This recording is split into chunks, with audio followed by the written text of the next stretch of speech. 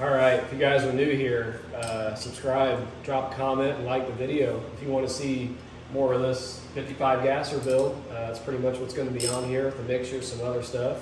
Probably going to get into my dad's 68 Firebird. We'll get doing some tuning on it and get some stuff dialed in for the pure stock drags and the race season for it. So I'll probably get a video in on that either before or after the roll cage, I'm not sure. But at the end of this video, I'll put a couple clips into that car so you guys can get a little teaser of what it's like. So let's get on with the video. Okay, got the balancer bolt off, so we'll work on getting this stuff off and see if we can get the rest of these water pump assembly bolts loose.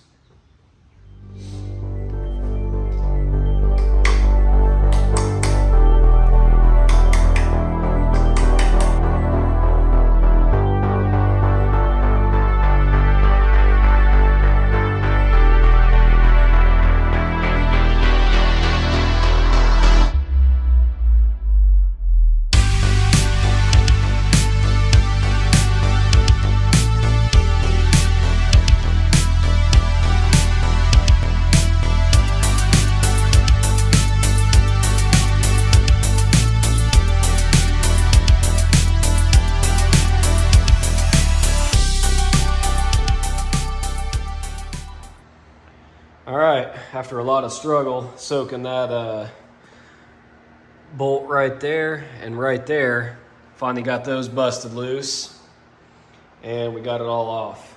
So now we can get in a little bit further and hopefully get this thing freed up. Did have the garage door open, but it's that weird time of year where it's getting warm and it's raining, super humid, and open up the door. Floor immediately gets wet. Windows fog over, and not a big fan of that. So it causes moisture everywhere. So went ahead and shut it, kind of turned the heaters back on, and we'll just work with the door shut until it's a little bit nicer.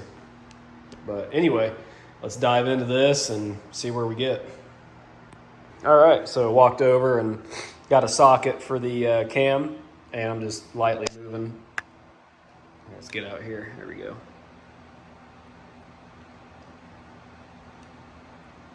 So cam's freed up, and I know it's hard to see in there, but if you look, you should be able to see it move. And watch that shiny lobe there whenever I move this. And you see it just start to turn back and forth. So I got good side-to-side play on all the rods. By the looks and the condition of everything, I'd assume the mains aren't froze up, the cam's not froze up.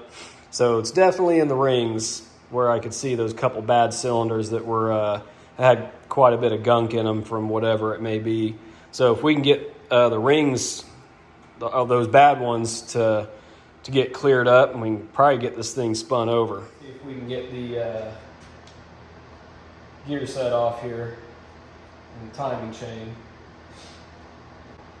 I'm just going to lightly walk these things off here, or try to anyway. Yeah. Crank moves good. Crank gear, I should say.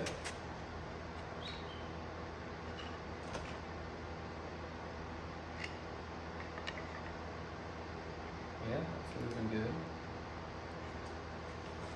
good. Cam gear seems to be a little froze, so I don't want to get too crazy with it.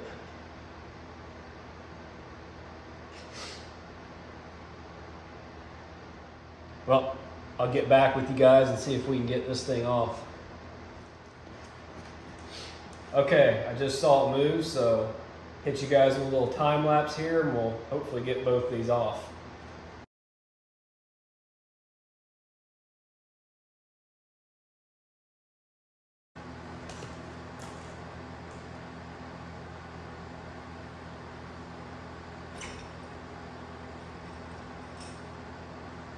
There we go.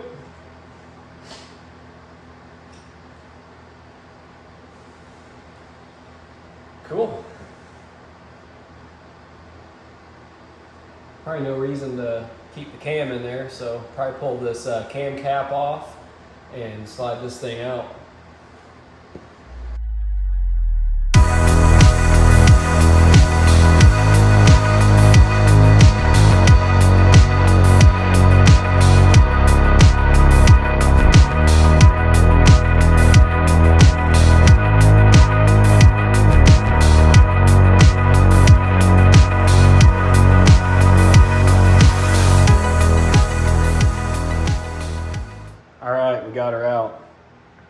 not reusing that cam anyway. That's why I kind of, which I was still easy, just put that right up against the edge of the lobe and just bumped it with my hand, being that this thing hasn't been apart in, you know, maybe only one time in its entire life. So I can tell someone's been in here and done some maintenance before. And then I just basically put my little breaker bar on the end of the nut and used it to turn it through the cam bearings because they were a little snug. But once I did that, I lubed them up and man, it spun right out. So got it out. So now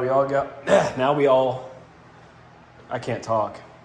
Now all we got to do is get the bottom end freed up. Now that we got the cam out of our way, everything else is off the front of the engine. So now we'll let this thing soak some more and hopefully we can break this thing free. All right guys, just got the cam out as you saw. Kind of got the floor cleaned up a little bit. Got some stuff organized so it's in order and where it goes.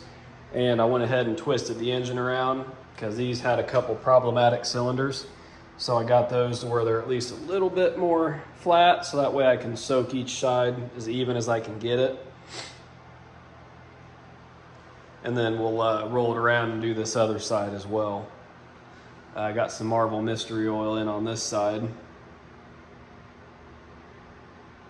So that way they're soaking from the tops there and from the bottoms on the other side.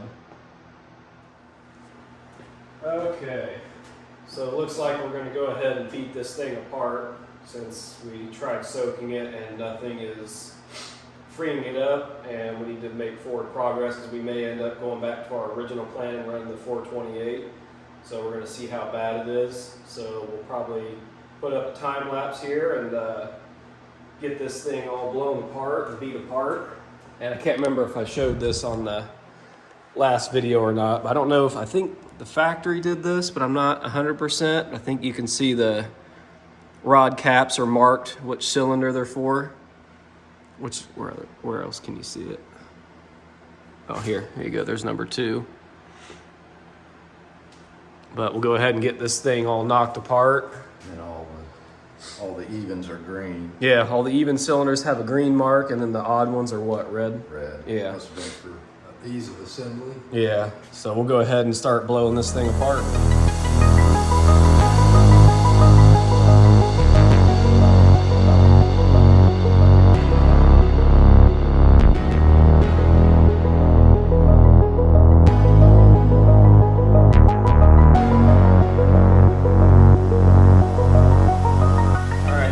Just saw in that time lapse, I'm sure you couldn't tell, but that thing whooped our butt getting it apart.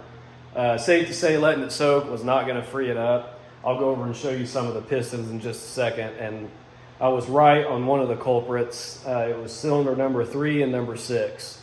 And cylinder walls aren't in bad shape. Unfortunately, let me grab my light real quick.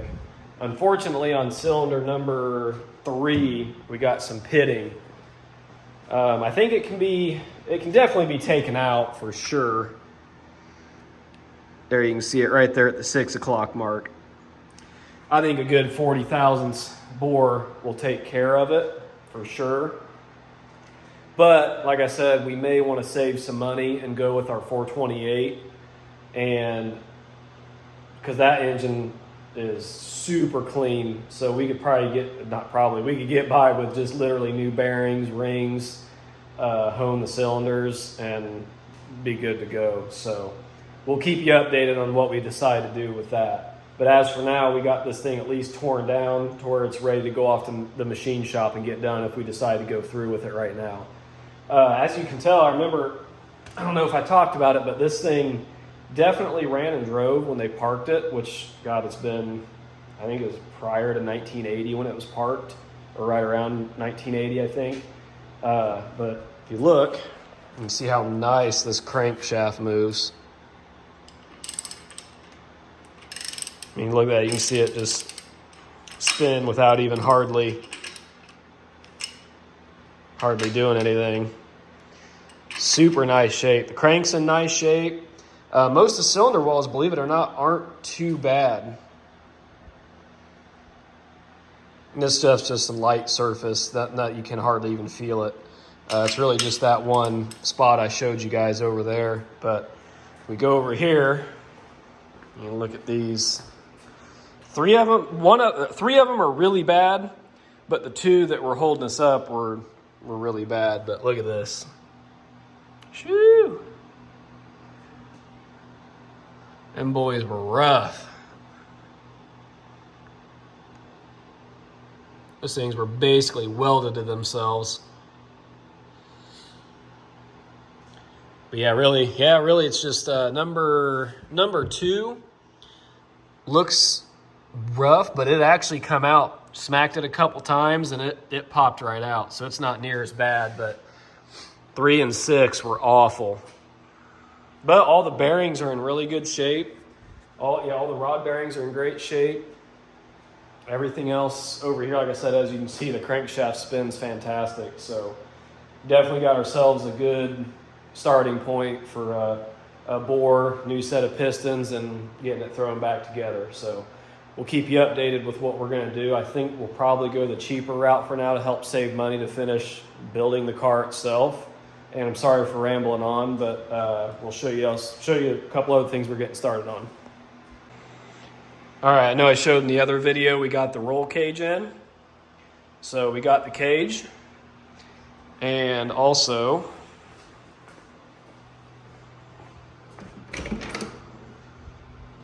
got our outriggers. Now obviously they're too long, we just bought them. But those will actually come out from the chassis, and when the main hoop goes through the floor, it'll tie into those. We'll have some gussets and stuff as well. And there's our plate in there. And obviously I'll go more, and this is the company we got them from. They believe they are in Frankfort, Indiana, which is, it's not too crazy far from us, and they ship too. So I'll show you guys more of the company we use for the cage, as well as those when we actually start on the cage, which will probably be next video, because since we got the engine done, I'll probably dive into jumping in on the cage. And I think my dad is going to take the heads off the 428 and kind of spin it around and check how the cylinder walls look, so that way we know which route we want to go. And also we'll probably have a video of working on my dad's 68 Firebird. I haven't shown that car on the channel yet, but you'll probably see it in the next video. It may be before the cage, I'm not sure. We'll see how it goes, and I may put a couple clips of it idling here at the end of the video. All right, that'll do it for this one. Thankfully we got this thing all torn apart and all freed up, so we can decide what we want to do with it. But that's pretty much it. So hopefully we'll be diving into the roll cage now, since we can't really test fit this. But once we decide what engine we're going to use, then we can get back into making the engine mounts and getting the trans cross member and stuff put in. But for now, probably get going on the roll cage, get it knocked out. But so that'll be it. Tune into the next one so you guys can hopefully see some roll cage work, and I'll try to do as best I can filming it, going over it. That way, if anyone goes to do that with their car, I can hopefully have a pretty good how-to, even though it's my first time doing it, but it'll show you what not to do if I make any mistakes, and give you an idea of how to do it. So that'll be it. Remember to like, comment, subscribe, and see you guys in the next one.